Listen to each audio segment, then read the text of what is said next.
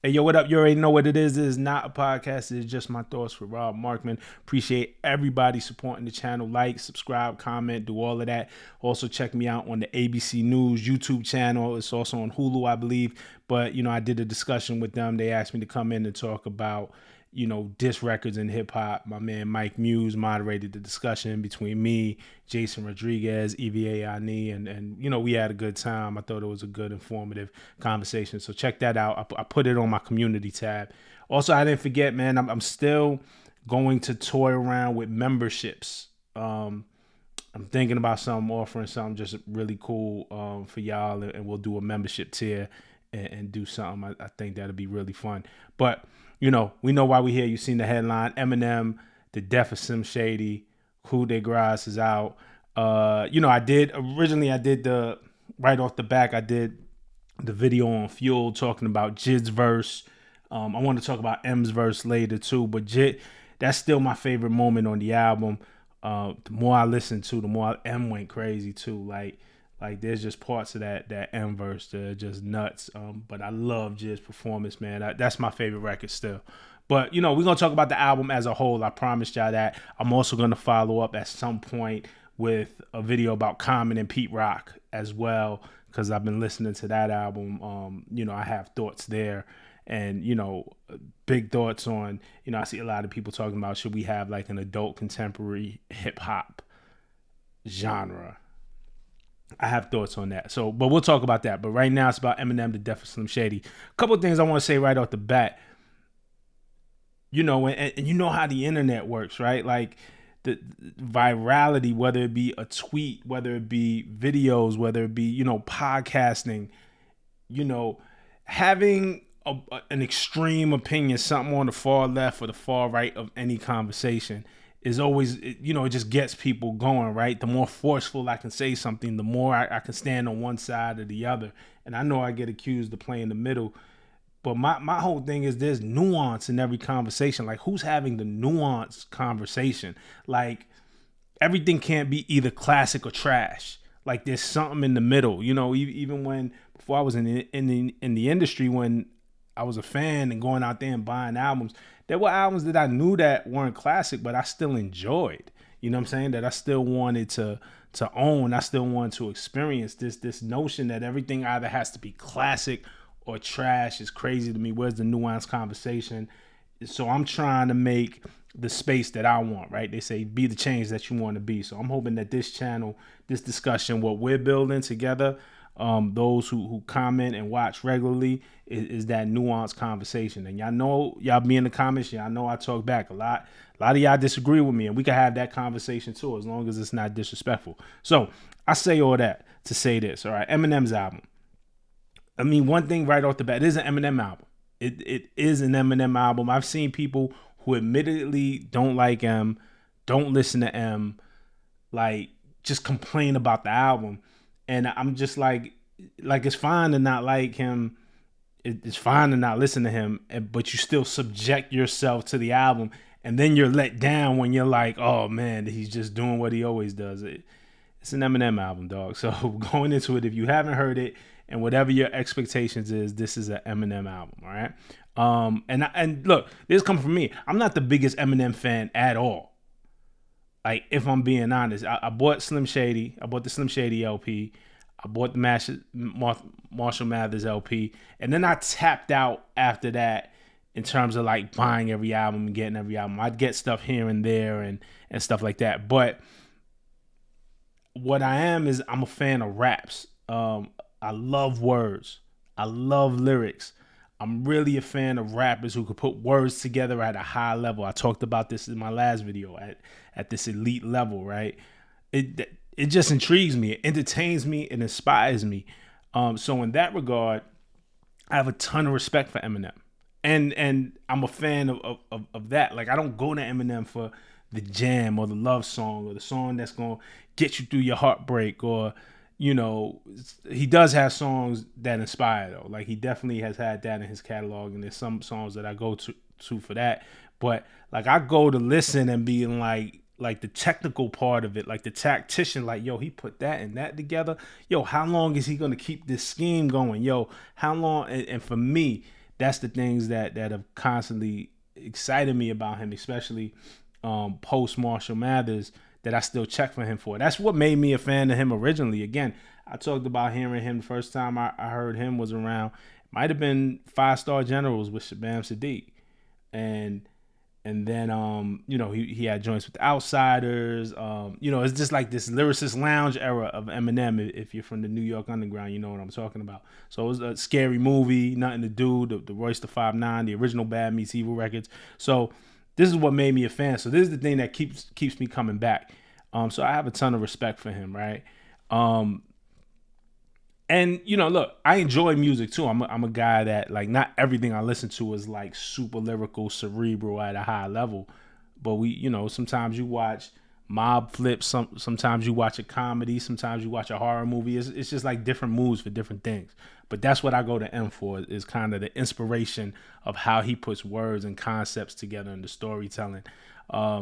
So look, in my last video, I talked about this elite list of MCs, right? And I'm going to get into the album, but I mentioned Black Thought, I mentioned Pharoah Monch, I mentioned Lupe Fiasco, I mentioned Kendrick, I mentioned J.I.D, I mentioned M. I think I mentioned Royce the 5'9". If I haven't, Royce is definitely in that category. But that's just to name a few, right? And I want to shout out now somebody who left a comment, right? And I'm gonna put it on the screen because he also took it to Twitter, and we had a back and forth on Twitter. So I feel like he's okay with being seen. I don't know how to pronounce your name, brother, but it's DVNWNR, DVN Downer, maybe. I get confused when people take the vowels out their name. I ain't gonna lie, but DVNDWNR, right? So he took exception to that. I'm gonna read his comment, right? And this is off my last video for all y'all that watch. He said, "I'm disappointed in everyone. M spent his whole career not working with the younger generation and embracing new sounds. Now here he is doing exactly that. He's clearly sucking off the culture to milk whatever GOAT status, quotation marks, whatever GOAT status y'all give him. M makes horrible music, and he's the only rapper that can be removed from the culture and we won't miss anything. He's doing the same old tricks, and it's sad and lame.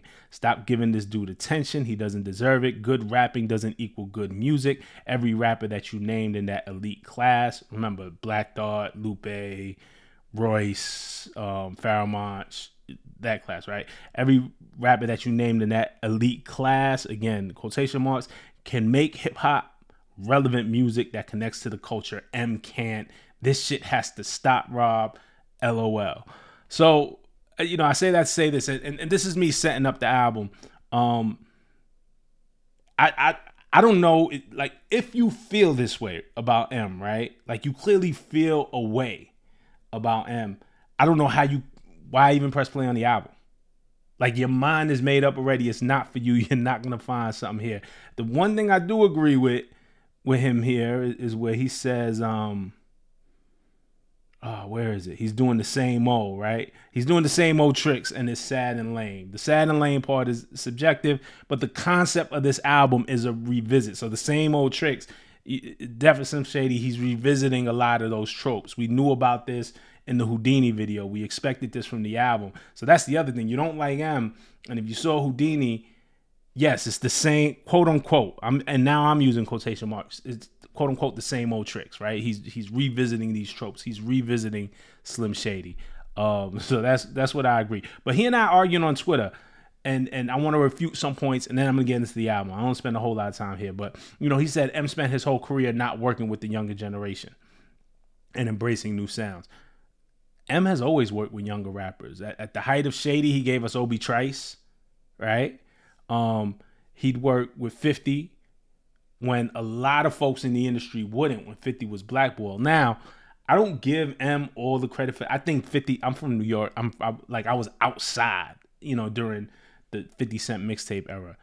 I think that 50 thing was going to happen regardless. I think the rest of the industry was too afraid to touch it, and I think somebody would have had to severely fuck that up. But 50 knew who he was, knew where he was going, and it took somebody like M and Dre to believe in him and give him the runway to do what he did. So I give M the credit of saying, hey, we're going to platform this and push it. And obviously it pushes, it's on a big level.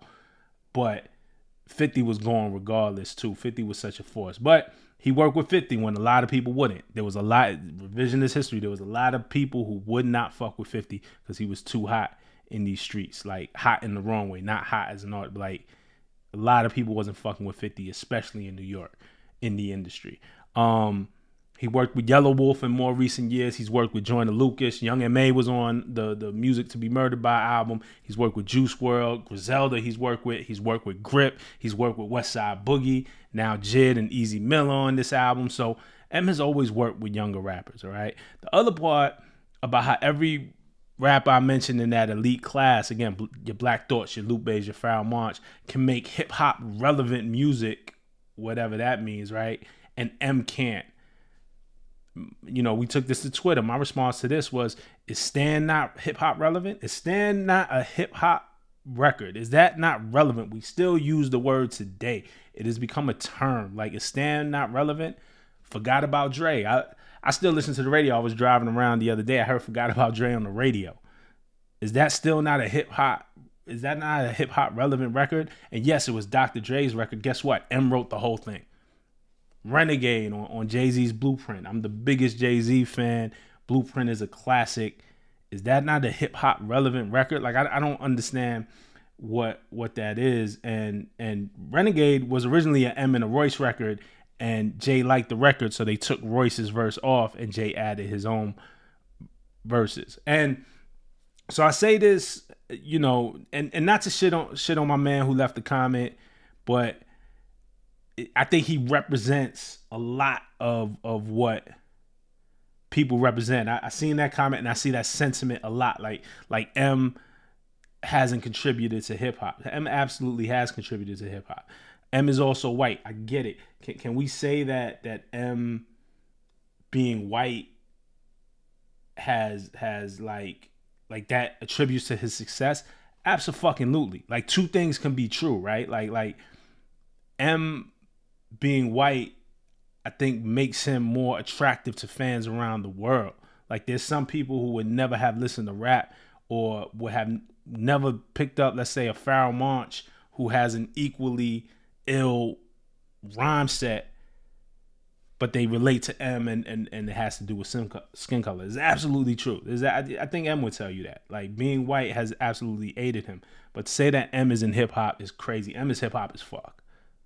As fuck. And I, you know, that notion that we could take him out of the culture and we wouldn't miss nothing. Come on, stop playing. I don't believe that at all.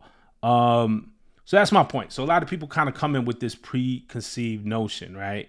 And again, I'm not even the biggest M fan. I can't tell you every record off the top of my head, but I have a lot of respect for what he does. So I preface all that to say, when we get into this Death of Slim Shady album, if you didn't like M before this album is not gonna make you a fan.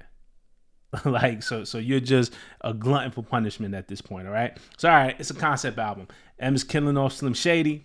It's his alter ego. And I'm going to highlight the things that I like about the album. But I am going to start by highlighting the major thing that doesn't work for me about this album. As a concept album, right? This whole battle between Marshall and Slim Shady, I think the album will be much stronger if people were actually trying to cancel M for the things that he's saying. You know, I say that to say, you know, there's a lot on this album where Slim and Marshall are going at it. And, you know, there's jokes about short people and midgets, mentally ill people, right? Retards. There's a line about Cassie, which gets bleeped out. You know, a lot of this album is about Slim Shady sticking up a middle finger at cancel culture. And that's been a common theme in his music. M in the past has absolutely been protested in the early 2000s, right? He's absolutely been boycotted. He's been heavily criticized in the media for his subject matter in the past. But in 2024, this isn't really happening. The shock isn't as shocking, right? For example, let's go to Houdini, right? Which was the first single. M had the Megan Thee Stallion line, right? Which lyrically is a dope line. Again, when we talk about putting words together, I fuck with this line. But he said, I don't gotta play pretend. It's you I make believe. And you know I'm here to stay, cause me What if I was ever to take a leave? I fucked up his lyrics already, but if I was ever to take a leave, it would be aspirin to break a fever. So a leave, the aspirin, fever, and then he gets into the Megan Thee Stallion stuff, right? If I was ever to take a leave, it would be aspirin to break a fever. If I was to ask Megan Thee Stallion if she would collab with me, would I really have a shot at her feet? Her feet, Tory Lanez, shot at her feet. We know this. Shot at her feet, shot at the feature. So, the wordplay, right? And I ain't gonna lie, when Houdini dropped, I'm like, damn, they might come for him. Like they might really come for him off of this Megan line. People talked about it, but it came and went. Like nobody really was like up and on. Like, how could you say that? I definitely seen comments about it. I definitely seen people didn't like the line or didn't like the taste of the line. M coming for black women. You protect black women and people didn't appreciate that M said that. But nobody really came for him. Nobody tried to cancel him. There was not this push to boycott Eminem, right? So that's what I'm saying. Like, you can kind of complain about cancel culture or make this because it's also an artistic statement about cancel culture, but the people who complain about cancel culture, it just doesn't exist in the way that people complain about it. Very rarely do people get canceled. You gotta do something really heinous.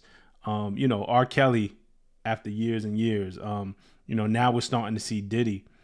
But I don't even know if Diddy is canceled in the way. I still hear his music. I still hear, I think he's going to be prosecuted. I think he's becoming a pariah. I don't know. Remains to be seen on the Diddy thing. All I'm saying is I don't really feel the outrage around Eminem in 2024. There was also, he had that Diddy Cassie line. He bleeped Cassie's name out, and it was more of a shot at Diddy than it was at Cassie. But nobody's even really talking like that. So, and I think it's because people are desensitized to what M does at this point. I think, and of course, a lot of it is super tongue in cheek. It's ridiculous. There's a lot of comedy in it. But in 2024, nobody's gonna come at him for a midget line or a line about mentally challenged people. It's been 24 hours since I recorded this and the album came out. I haven't really seen anybody mention the Cassie line. Maybe it didn't register yet, and we'll see what that is. But I don't think anybody's really coming for M. Even his trans lines, right?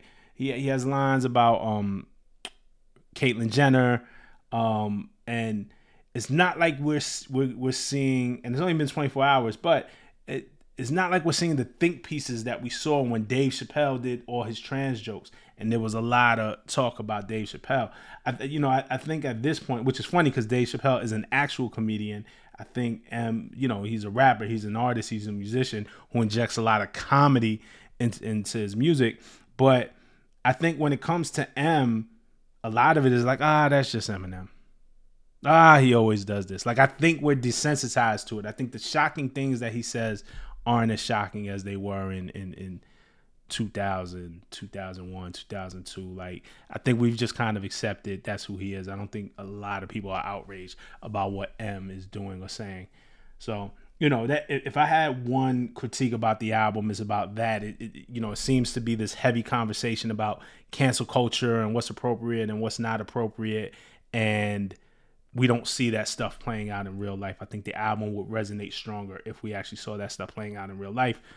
Now, on the flip side, the powerful part of this album is that Marshall, Slim Shady, butting heads, and when it gets personal, when M starts to open up about how that struggle of the Slim Shady alter ego that he created personally is affecting his life. When he gets kind of to the heart of the matter, not what it means to the world, but what the Slim Shady character meant to him, and how it's helped him and propelled him into stardom, and how it's hindered him. And I think that's the beauty of the album. That's the brilliance of the concept. But it doesn't come across all the time in it. So let's just talk about the album. Starts with Renaissance. I'm fucking with Renaissance.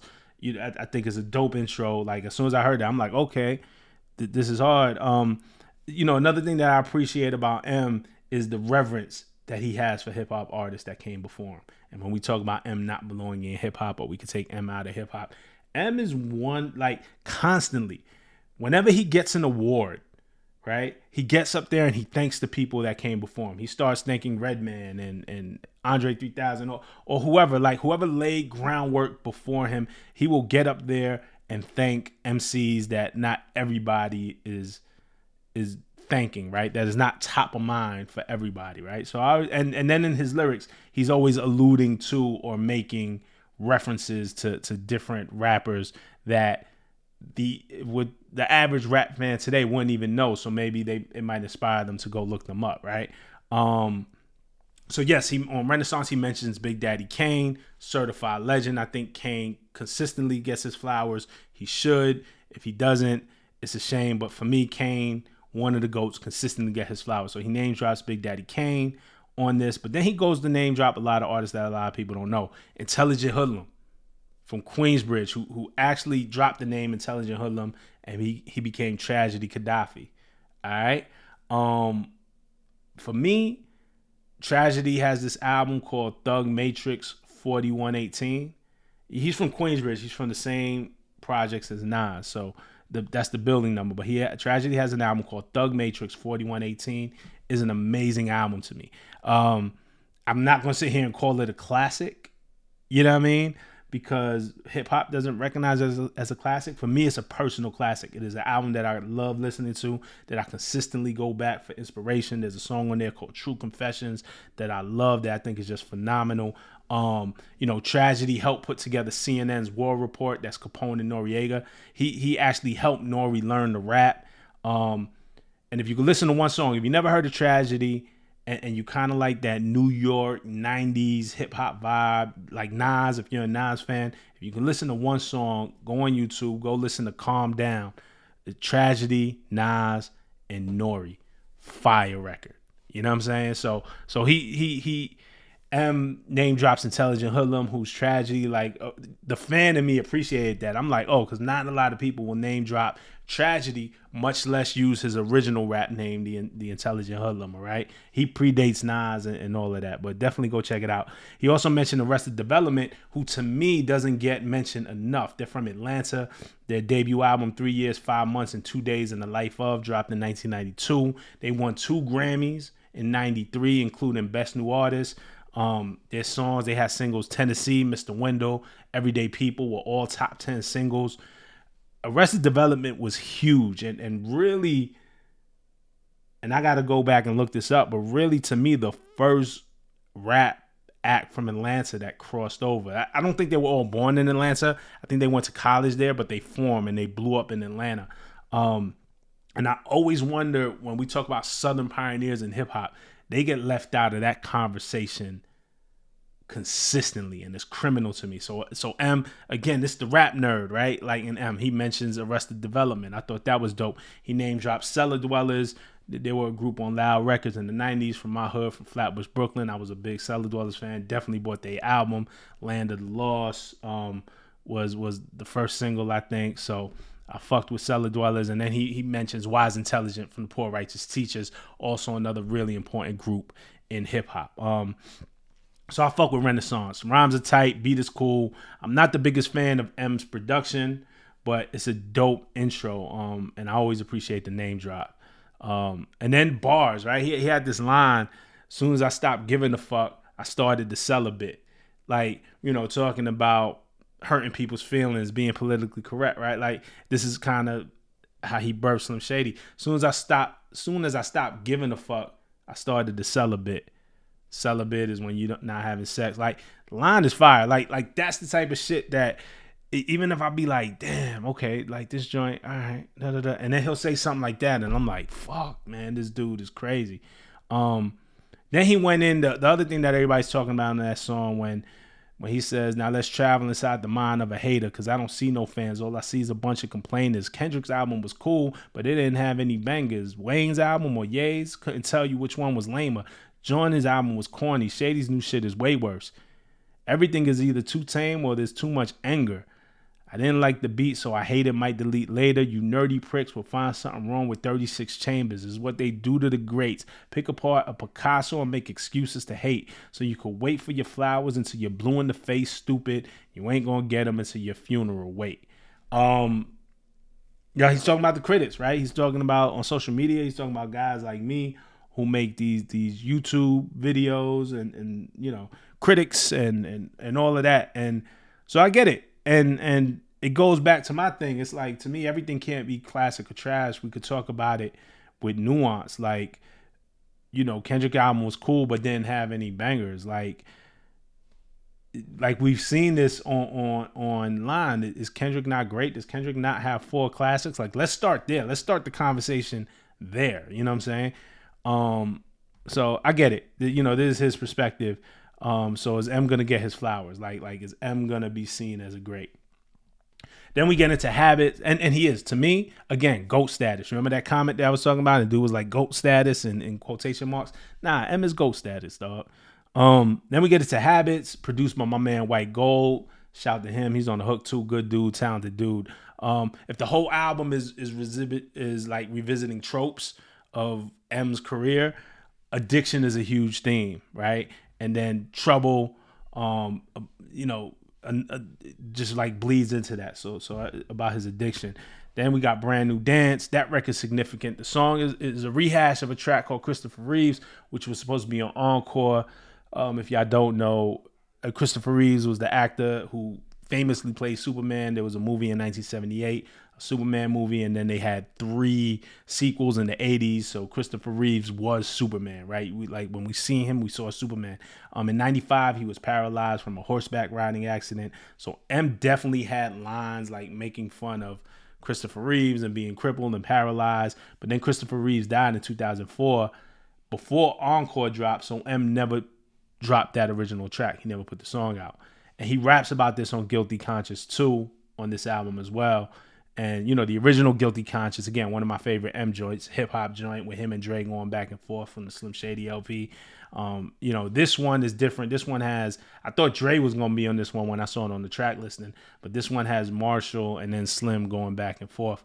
And then, you know, he says, and I know that Christopher Reeves song was recorded in 2004 for Encore. Fuck you take it off for. That's him rapping to Slim Shady. Marshall says, because he died. And then Slim Shady again. Man, that motherfucker did that bullshit on purpose to ruin the song for us. Like, so again, this is the conscious even then in Encore, like M being like, all right, I've been making fun of Christopher Reeves now, but this dude died. We're going to take the song off. And the Slim Shady side is like, nah, like, he just died on purpose to ruin the song for us. You know what I'm saying? So this is the axis of the album, this Guilty Conscience 2. This is like the whole axis of where the album, I think, revolves around of. It's really the crescendo of the battle between those two. And basically the track is Marshall just illustrating how he created Slim Shady to be a character to say all this foul shit, but now he's basically outgrown him. And then at the end he kills Shady, but then the song was kind of a dream because he calls Paul. He's like, yo, I had this dream, da da da da da. It's a cool concept. And I enjoyed the Guilty Conscience 2 a lot. But again, in 2024, I don't know how many people are that upset with Eminem, but I thought it was a dope concept. Easy Mill rapping in Tagalog on Head Honcho, I thought it was a dope moment on the album as well. Temporary is the dedication to his daughter, Haley. And then that's another Eminem trope, right? Like, through it all, the love for his daughter, he's always expressed that, right? The love for his children. And then him sampling the old home videos that you could hear Haley talking when she was a kid. If you're an M fan, then you get it. Plus, she got married earlier this year. We saw the wedding pics on the internet. So this kind of is really meant to hit you in the heart. But then there's another emotional song on the album, Somebody Save Me with Jelly Roll, right? And his famous song. But on that song, of the two kind of emotional parts of the album, that Somebody Save Me, like that, he nailed it. Like that, like the execution on that, like that song is phenomenal. It's the last song on the album. It's a great way to end it. Him and Jelly Roll together, and then just the storytelling on that, I think, is phenomenal.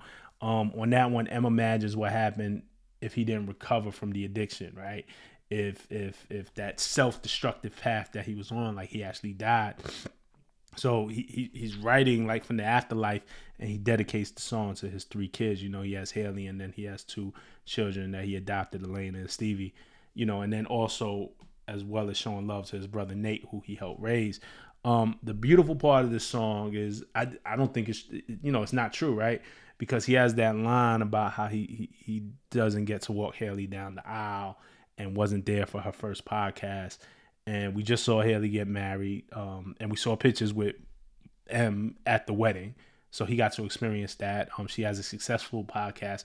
We don't really know much about their private life. I haven't digged into it, but it seems that while M probably fucked up a lot of shit in his life for sure, and through the addiction and his recovery and getting right, like while he probably fucked up a lot of shit in his personal life, it really seems like, at least from the outside looking in, that he got the dad part right.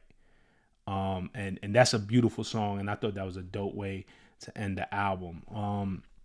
Fuel is absolutely my favorite song on this album still. Again, with 24 hours in, that can change, but right now Fuel is my favorite song. Jid went crazy, and the more I listen to it, M's verse is also crazy. That whole P. Diddy thing when he was like, cause like when my homies out west stay, we could just hear, what he said, my homies out west stay, we could just say, I'm like a RAPER. Got so many essays. Wait, did he just spell the word rapper and leave out P? Did he? P Diddy. I'm like, that's crazy. R.I.P. Rest in peace, Biggie and Pac. Y'all should both be living. Like, again, that's like the putting the words together. It's like, he killed that shit. Then he went stupid with the whole C rhyme scheme with the alliteration, where he said, I got the most content on the continent, and constant compliments give me confidence across the common sense and the competence. I'm cognizant that conflicts are consequence, like that. And just how long he kept that scheme. Like, I get it. I feel like that excites him too. Like, some people write songs like for the clubs and like, man, I want to hear my song everywhere in the world. Every time I go out, every car that pass by. I don't know what M's motivation is. I'm not like making assumptions for him, but I think this shit, I think he's pushing the boundaries. Like I think what excites him is if he could push the boundaries of how far he could keep up a scheme. You know what I'm saying? Or something like that. But that whole C scheme on Fuel was crazy. Jid went crazy. I said this on the last video. I love that Jid lyrically went crazy, and then his verse wasn't about himself. You know what I'm saying? Like, he dedicated a huge portion to that verse to really say something about incarceration and people locked down. I thought that was beautiful. But M went fucking stupid. Like, M went crazy. So Fuel is still my favorite thing. So here's the thing. I'm gonna wind this down, man, because this is getting long. But this album feels like one of the better Eminem albums on the second half of his career, right? Like there was kind of the pause, the retirement, and then M comes back. So execution-wise, musically, like this feels like one of the better albums. Though I really like Music to Be Murdered By. Like, I was really I was impressed by that album. But the fact is, like, if you ain't an M fan, this ain't gonna change your mind. Do I think this record is a classic? I mean, too soon to say, but I don't think it's a classic. But it was a fun listen. Like, to me, it's fun to kind of listen and dissect and break down and absorb. And then I think the power of this album was actually in the emotional parts. I think that last song, that Somebody Save Me with Jelly Roll, I just think it's a beautiful record. If you're an M fan, it's not going to change your mind. So, like, it's no sense to press play. I don't think. I mean, I don't like to speak in absolute terms. It might change some people's minds, but for the vast majority of people who just don't fuck with them, this is not gonna make you fuck with them. There's some really dope moments on here. Some really dope fucking rhymes, top-notch lyricism. I'm still absorbing a lot of stuff. The acrobatics that he does, just the technician in him, I super respect. I got inspired by just putting words together like a rapper's rapper. You know, and y'all know, some of y'all know I make music too. So I get really excited by that stuff. You know, he's absolutely a rapper's rapper. You know, I don't love the beat. I don't always love the production on Eminem's album. There's some dope production on here, but overall, shout out to my man White Gold though. I liked what he did on here. It's a couple of joints though that I fuck with production wise, but I mean, the album is cool, man. It's dope. It's a dope Eminem album, especially a dope Eminem album if you take it off of where he is in his career now. It's interesting if where he goes from there. Are we done with Slim Shady, or is this like a horror movie where he's killed off and then Jason comes back all the time? Like it could be that too. And my biggest criticism, like I said, was the fact that the controversy doesn't seem that controversial. But those are my complete thoughts on the album. Classic or trash. I didn't put it in either bucket. I just wanted to speak about the nuance of this album. But I'm here in the comments with y'all. So, let me know what y'all think. All right. Until next time. Peace.